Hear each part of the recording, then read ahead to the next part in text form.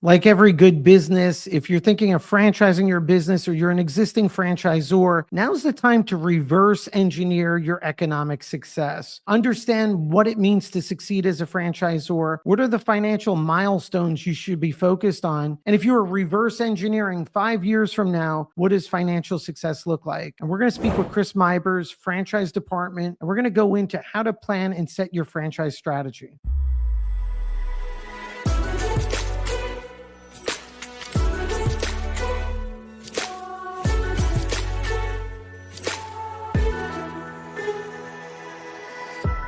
Guys, not only is Chris a good friend, he's the founder of Franchise Department.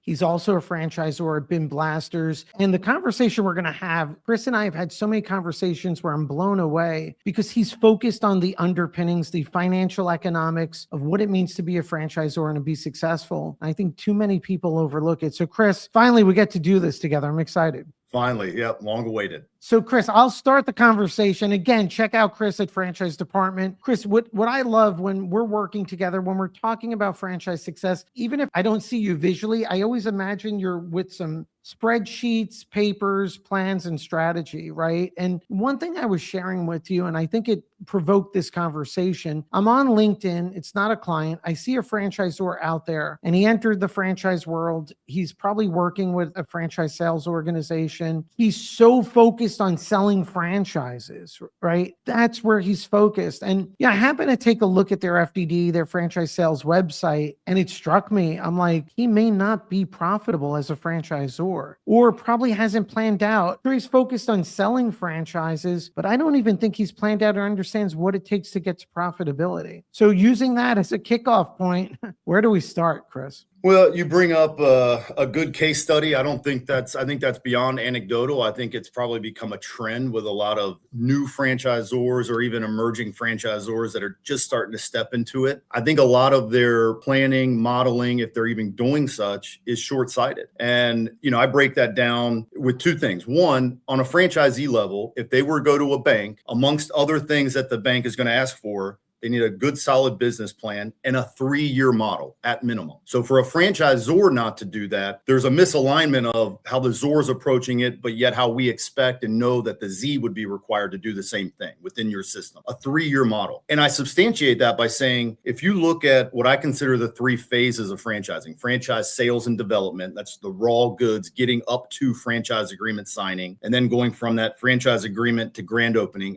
FA to GO, that middle phase, getting the units open, and then post-open, how do we support and optimize those units? If you go from the first time you talk to a lead all the way through those milestones, awarding process, getting the unit open, getting that unit up to some level or modicum of maturity, that process, soup to nuts, probably takes 3 to 4 years in most systems. To only look at the first phase, you're probably leaving 85% of the work that's in front of you untapped, unmodeled, and that's where it's near and dear to my heart. I view, as we've talked, the financial model is a noun. That's the spreadsheet. That's the geeky stuff. The real fun in it is the modeling, the strategizing. And, a mentor of mine taught me early on, the drudgery of the numbers will set you free. And I just believe it. I think the better you get prepared, knowing what that 3 to 5 year journey is going to be, you can better set your actions in year one. In everything we do in our conversations, it's always focused on a 5-year roadmap for new franchisors.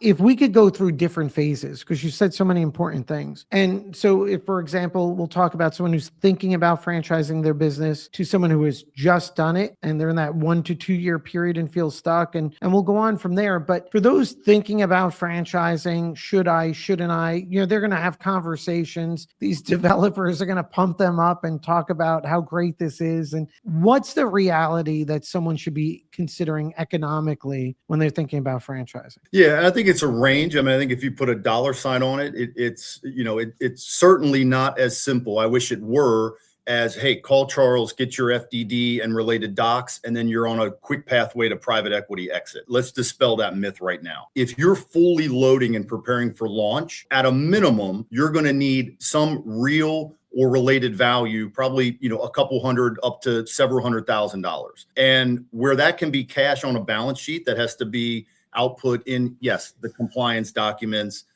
personnel needs, building all the infrastructure for support documents and training materials, marketing and PR. All of those things are needed to properly go to market. And where I think sometimes they get underestimated is some of those things are viewed for brands that have corporate units or maybe a built-in corporate team. They're going to take from Peter to pay for Paul. So there's some intercompany, and oftentimes, even though that may not have a direct dollar sign affiliated with it, it has an indirect dollar sign, and it requires time. And accounting for all that, you're not launching for $30,000 and then you're off to the races. It's going to take time and money. And I think time and money have to be considered basically as one. So you plan that out over really that first 6 to 12 months as you get registered, filed, and then get those first couple sales, which that alone takes time. That's not a 30-day turn from first inquiry to closing. Aside from development, if I have a good business, right? And I appreciate you connecting time and dollars, right? Because we both have worked with clients where they've gone from 2 family members to national plus brand. And you see in the first couple of years, maybe they didn't spend a ton of dollars, but they put in a ton of their time. And I also see individuals get hurt where they spend the dollars and think they're disconnected and someone's just going to do it for you and it ends up wasted. From a more macro standpoint, Chris, I have a good business. There's no question I should franchise. It aligns with my personal goals. It's where I want to be. What would you tell someone, when should they expect to become profitable? Maybe year 3, year 4, if they hit their marks, and that's, I think, to do it, if we can hit it more aggressively, great. But when we build a plan, let's not just build a home run. Let's build something that's more of a break even and maybe not worst case, but, mediocre case scenarios so that we're not just chasing the grandiose. We have something that's based in a little more reality. It's got some contingency built in there. I think year 3 or year 4 is healthy in most cases. So for everyone watching this, how would you go about, of course, you're not going to go into every detail, but conceptually, how would you model out what that, so I'm starting today, how would you model out or think about that economic roadmap over the next couple of years? Yeah, I was privileged. I was a franchisee in a fractional CFO services brand for a period of my life. And in there, I learned 4 phases that I still use. It's setting the foundation, then it's growth, then it's health, and then it's value creation. So I break it down in almost annualized blocks of that. The first thing is we're just setting the foundation and launching the business. That's from the time you said, I want a franchise.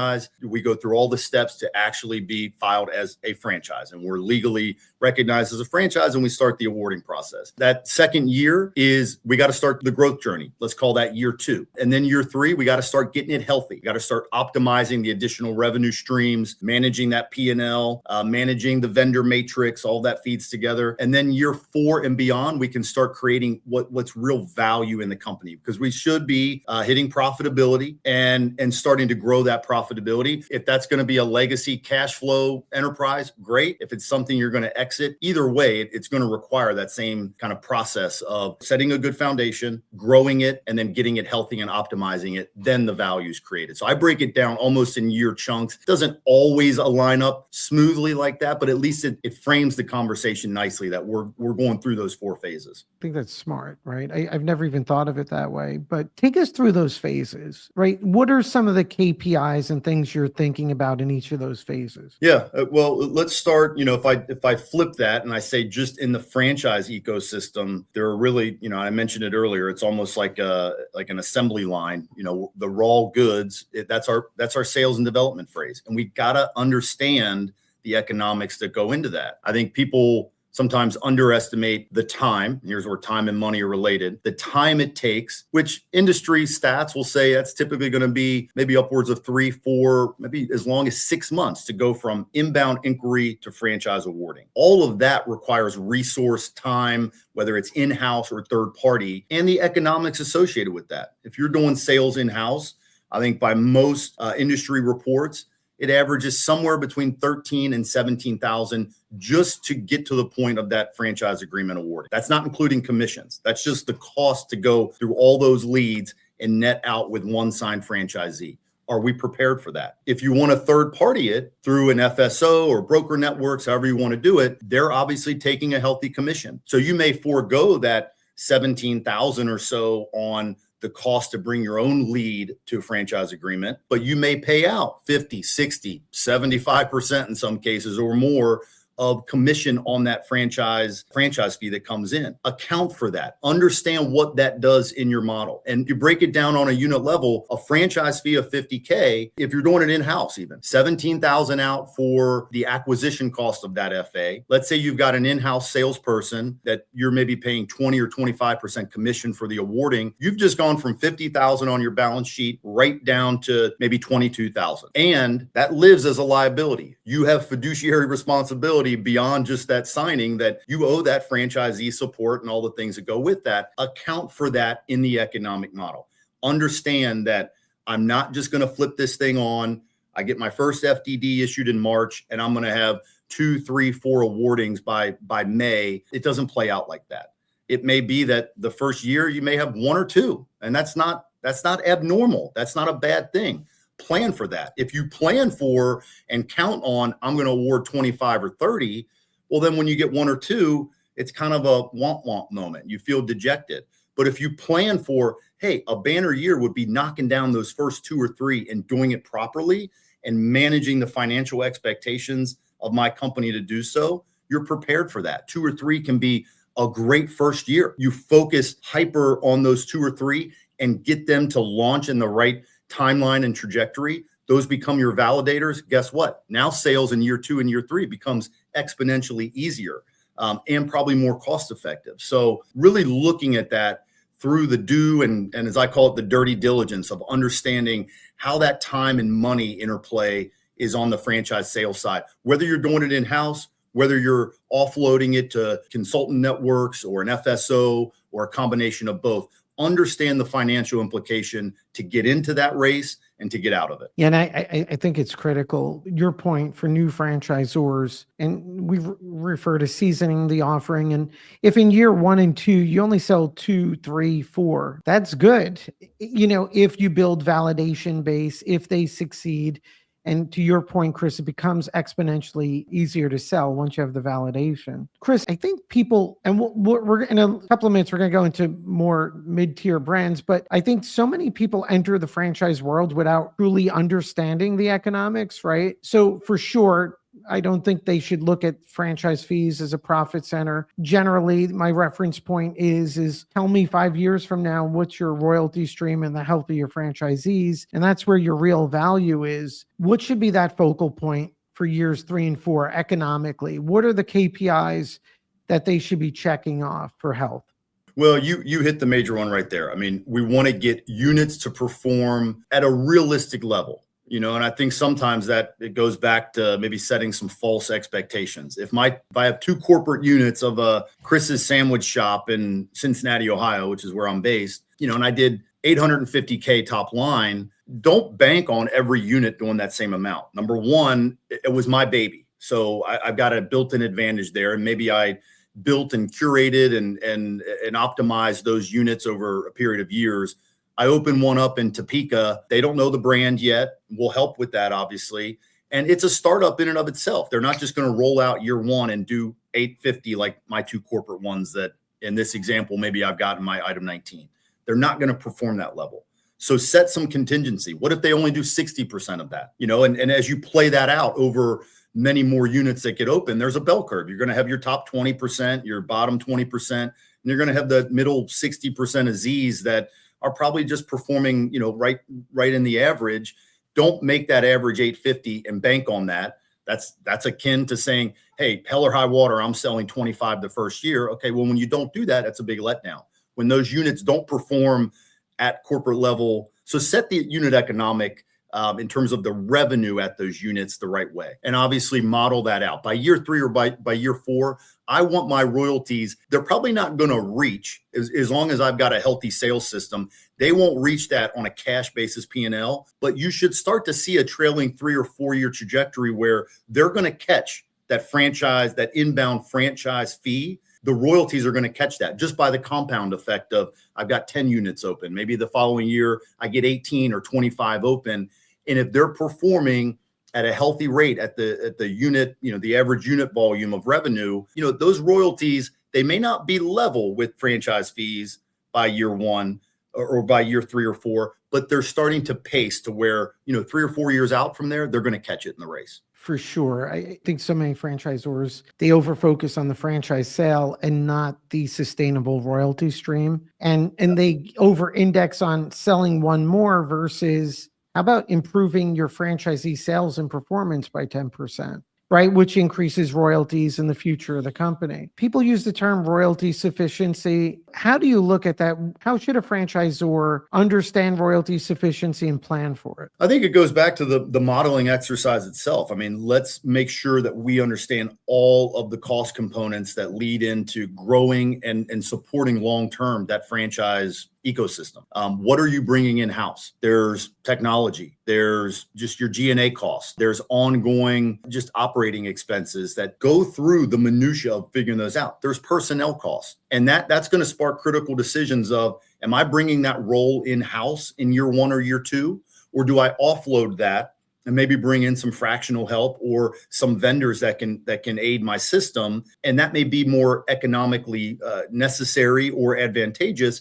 Maybe by year three or year four, you bring one of those roles in-house. We see that a lot of times in brick and mortar brands where in year one or year two, they may not have the time need or the budget allowance to bring in somebody full-time on real estate and construction. Maybe by year four or year five, that is brought in-house. So when you do that multi-year model, understand the dynamics of your needs in year one, year two, year three are going to drastically be different than your needs in year 4, 5, and 6. Account for all of those. Yes, the small things, the technology, the dues and subscriptions, the travel, the meals, all the things. But then personnel is really where the biggest one is. Make sure that fits against, that really is your ultimate cost of goods against that revenue line, which is your royalty or maybe other ancillary streams. But primarily that royalty, make sure when you talk about royalty sufficient, it's a simple math. It's a numerator and denominator, not to get too nerdy about it. But if the revenues are X, what are you comparing that against truly? Are you comparing that against all of your operating costs, not the cost of sales that can be measured against the franchise fees, but all the costs to operate and support your ecosystem as you've built it? One of the best descriptions, if franchisors are doing really well, well over 100 locations, and, part of their story was, hey, after we sold 3 or 4, we paused and recalibrated, right? Now they have multi-unit operators, which I think is such a strong sign for a franchise system. But I love that they looked at their royalty fees that they were receiving, that they viewed their franchisees as their customers, and they challenged their internal team. Are we giving them good value for the royalties they're paying? And I think too many franchisors ignore that reality or pay lip service to it. And there's a compound effect there too. You're doing the right thing, one, but also you're improving the health of your franchise system and your future revenue. How do you where do you see franchisors go wrong when they misunderstand that formula? If I take it all the way back to probably the ground level of that topic, I think sometimes there's a misalignment in what their business model is. And again, I'll use myself as the example. This is just make believe, but if I had the sandwich shop here in Cincinnati, yesterday running a brick and mortar corporate sandwich shop, my customer was, Charles coming in and getting the capicola. That's my customer that I'm serving. And it's a real easy quid pro quo. He comes in, I give him the goods, he pays for it. That's my business model in its essence. As a franchisor, some of that same vocabulary may transcend because we still have unit economics. And yes, I'm creating an ecosystem that's based on my great sandwiches and all that. But my offering is, and my customer, as you gave in that example, is now a different Charles. It's a Charles who's going to put his investment and look for a partner to kind of follow my business model. So I'm no longer in the day-to-day business of selling sandwiches. I'm in the day-to-day business of supporting these franchisees. I think sometimes people just don't put the weight on that it should. You're in a different business model. When you realize that, then you have to ask yourself from there, I think that question, am I offering the right amount of support? It's a real slippery slope for a franchisor-franchisee dynamic to go from partnership to taxpayer Uncle Sam. And once it hits that spot, at that point, your franchisees are just looking at what you're taking from them and less of what you're providing from them. And so understanding the tale of how do these units perform, being having a good team around you to play devil's advocate that, hey, Chris, your sandwich shop worked in Cincinnati. It may not work that easily in Topeka or Wichita. What are we going to do to set those people up for success and support them? How are we going to fill the gaps that maybe they're not strong in marketing? Maybe they're not strong here. We're building a business system that they can follow that process, follow that system. We support them along the way. I think you got to be self-critical and just ask that. It's not as easy as, hey, here's the ops manual. Here's my logo. You're off and running and you're going to do exactly what I did on an annualized unit level. It doesn't play out like that. They need support. They're buying into a franchise because they want that support. They want to follow a team and have a team behind them. So I think just being honest about that question and being truly introspective and saying, hey, am I giving them what they want to put their best foot forward? And then appreciating the fact that if they put their best foot forward, they reach some level of revenue. That comes back to feed the enterprise as a whole. That's where real health is created. The opposite of that is they feel disenchanted. They feel undersupported. They're not going to validate. You tend to get yourself in a little bit of a death spiral if you do that too often. Chris, no exaggeration. I think you encapsulated really in that what it takes to succeed as a franchisor. And paraphrasing, I love the part where you're saying, be genuine and honest with yourself and your team. We need to economically support the franchisee, not financially, but we need to be as involved to make sure their economics work, or else we fall into that death spiral. And as you were saying it, I'm like, it's as easy as that. Now, the task isn't so easy, right? But I think the mindset shift is so powerful because what you're advocating, it's like, hey, you franchisor, especially an emerging franchisor, no, it's not enough to hand that manual over. And it's not enough to say when you're going to debit their account for the royalty. You have to have accountability on their unit economics, right? And if they're not a good fit franchisee, well, your accountability is you took on the wrong franchisee. But if they are, how are you supporting that? And that's your challenge. And that's also the opportunity, because if you could do that and spend the money there and make things better, well, that's how you become one of those winning brands, which, Chris, that's where I get so frustrated.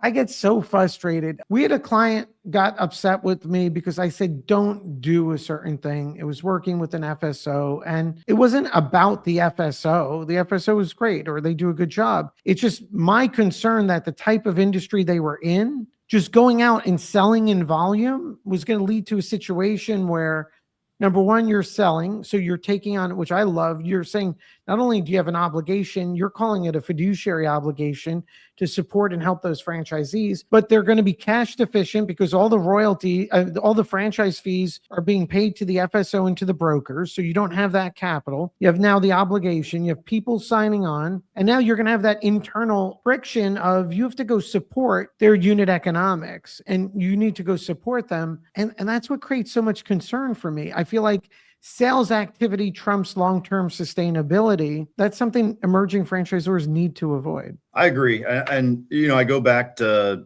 probably the through line topic of our entire discussion is, going through the modeling exercise, not just looking at it like a check the box, just I got to get this done to, get somebody off my back. Go through the exercise. When you do that, and if you surround yourself with people that are going to give you honest answers, I think it's a win-win, because you're going to be more prepared either way. And I always tell founders, look, I've probably the benefit of having some gray in my beard, and that I don't have to, I'm just going to tell you what I think, and you can do with it what you will, but you're going to come out one of two ways. Either one, you're going to prove your hypothesis is right. That's a good ego stroke. Or you're going to learn something and prove your hypothesis when you go to market. Now you're more tactically sound. Either way, it's a win-win. You get smarter or you prove yourself right. So just go through the exercise of planning that all the way through, not just looking short-sighted at sell a few and figure it out later. I mean, that's the definition of building it midair. That's a very risky proposition, especially when you enter in. It's funny. I was teasing somebody the other day. My daughter got ice cream and she's not a fan of chocolate, but yes, she wanted chocolate chip. And I said, well, that's not going to be good for you. For a franchisor, when they launch, either just launching or even still in that emerging, if you don't like the craziness and the pressure that comes with a startup business environment, you are literally ordering startup chip. You're a startup at the franchisor level. I don't care if your corporate units had 10 years underneath their belt. It's right. A new model. So you're a startup, and every franchisee you bring in is also going through that angst and emotions and all the pressure of starting up their business. So it's startup upon startup. If you don't plan, I mean, there's going to be hiccups and craziness, and all of us that have been on the Zor side can share and commiserate in those funny stories. And you're bringing people and contracts and all the things. So it's never going to run perfectly smooth, but have a plan, strategize through that, understand that plan is going to mitigate some of those hiccups. It won't never eliminate them, but it's going to mitigate it and just make you in a better position to succeed. Have that plan built and have that plan run the course of multi-years. Like you said, 5 years is kind of the sweet spot. At least think through all the implications of, if I do this today, what's the ramification downstream? If you're not doing that, you're short-sighted. You're just running the risk of putting yourself in a position where you're pigeonholed.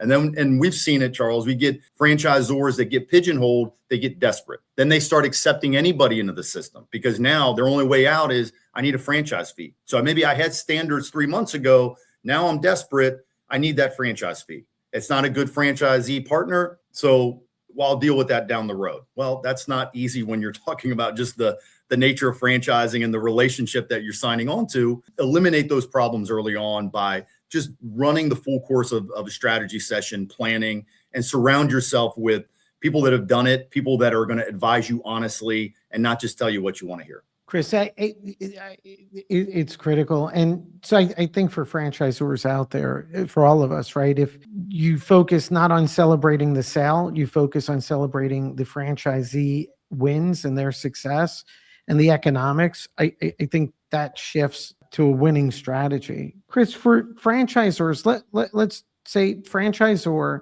emerging brand, been doing this 4 or 5 years, at a minimum royalty sufficient, has a number of franchisees in its network. It's healthy. Maybe they're thinking about, hey, we made mistakes in the past or sold too big of territories, or, the relationship's changing a little, but you're dealing with great founders, a great team, and a system that has future opportunity. In fact, it's going to start scaling. If you were doing a financial health check or a planning check from your point as an exec at an executive level, as they prepare for the next phase of growth, what would be the financial KPIs and strategy you'd be recommending that they start at least evaluating and planning for? If they don't have a good business intelligence or KPI dashboard at the unit level so that they can continue to optimize that unit health, that's the number one need they're going to have. And whether they're using, whether their 5-year plan from where you mentioned is to hold on to it and continue to grow it and just make a nice cash flowing, profitable, legacy laden enterprise, that's great. Or if they want to start positioning for some sort of strategic partnership or exit, they're going to need that. They're going to need to know how to take unit level performance from B+ to A+. How can they do that? So that's one thing they're going to need right there. And then I think setting those goals, right? Like you said in that example, they're 5 years in. Okay, what's your 5-year goal from here? Is it an exit? If it's an exit, start making decisions now that start to put you in a position that way. So understanding, at the unit level, how we can take it from good to great, understanding what markets on a geographical level we can further penetrate.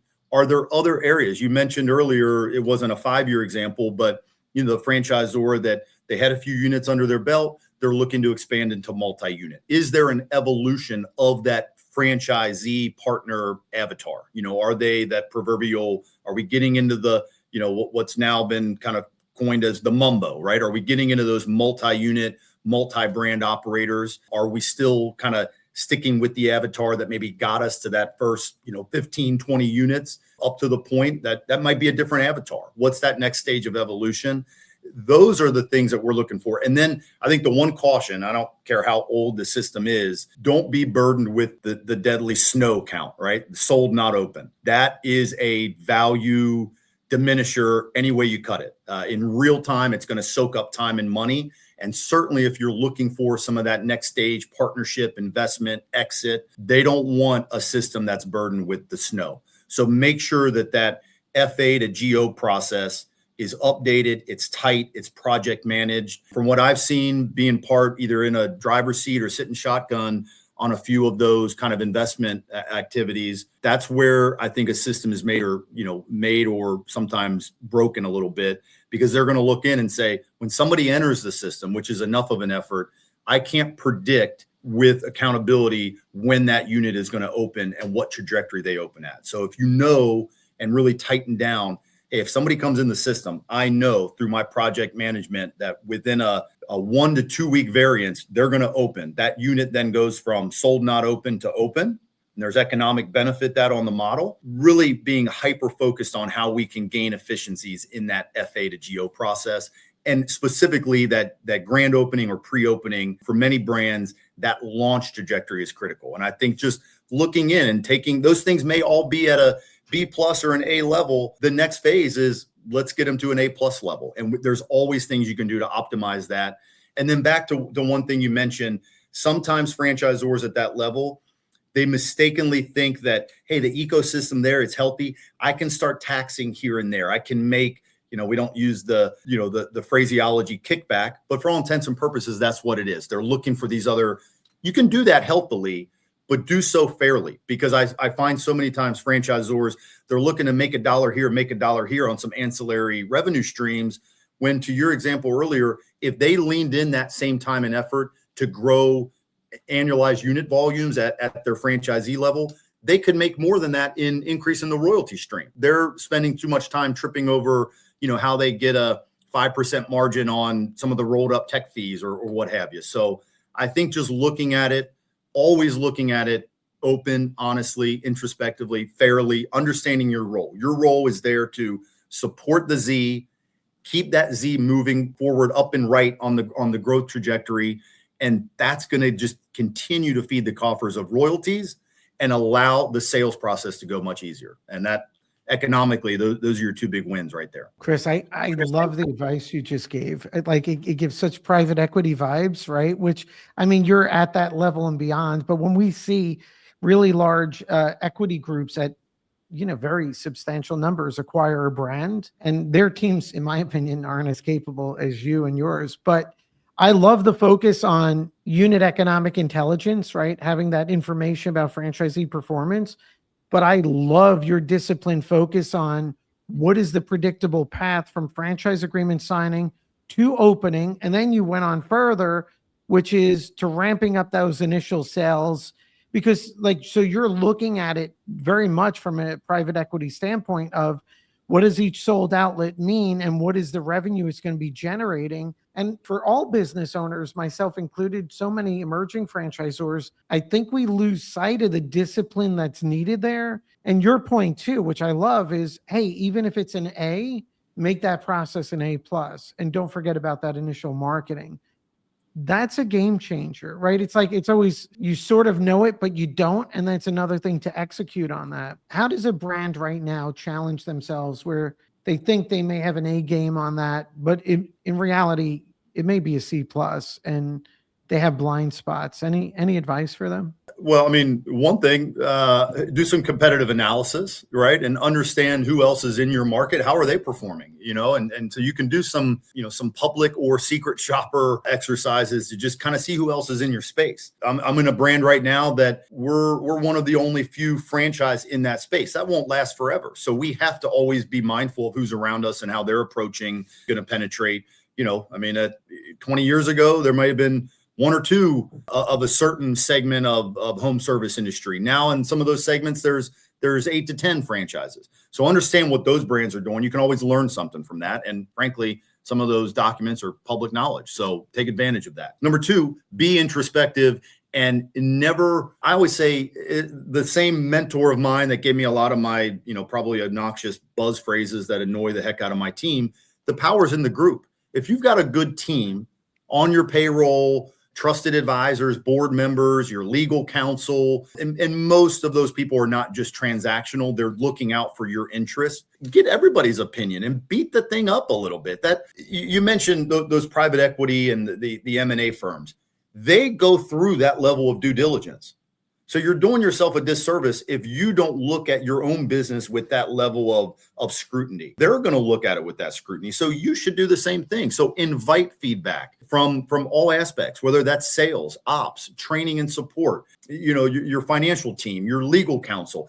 Get feedback from everybody and understand that you'll make good decisions if you have more feedback. If you tap into that group power, group wisdom, and you've got people that are just not telling you that, hey, that C game is actually an A game. It might have been an A game last year.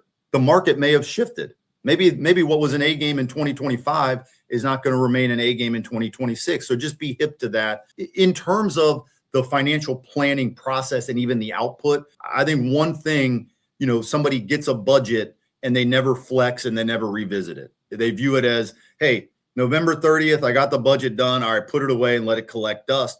Look back at that thing, measure your performance against it. I think that's going to be a big help too, to make sure that your game stays tight and that, you're always kind of keeping it at that A level and it's never slipping down to a C level because of things in your control or some things outside of your control. Competition, changes in the market, brands that, relied heavily on SBA funding in 2023 and 2024 might not have been able to do so in 2025. They got to pivot that. So all those things, just constantly being introspective and looking at the strategy and the model that's laid out on paper to just tweak it. I mean, I tell franchisors, hey, Monday through Saturday, your morning cup of coffee is looking at KPIs and understanding. Your Sunday cup of coffee should be looking at your overall strategy and your model and just sitting back and saying, all right, what worked last week? How am I attacking this next week, this next month? That's just good stewardship, being at the franchisor level and understanding, all right, we got through that week or that month, but that may not be good enough for next month. And you just always got to keep your game tight. Chris, I love that advice. And it's so easy to think that a budget is a budget in isolation, right? And so what? But you're right. It's the measuring, the benchmarking. It's the process is almost even more important than what the actual numbers are. It's the interpretation. Chris, I feel like you made it easier here. It really is. There is a clear game plan. I do get concerned. And I think, I'm going to blame some of the industry too, because people get fixated on the sales and they're not looking at the unit economics. And that's why I appreciate the discipline you bring. And for everyone watching the video, if you check out Franchise Department, Chris is amazing. He's a friend. And for all of our clients, we're going to do more with Chris, hopefully, and have really good things ahead. But Chris, you've motivated me. We've been big with our traction for the past number of years. And I feel like for our firm, it's been great, but we hit a plateau. We realized where we're lacking some of the substance on the planning. And now we've gone to modified versions and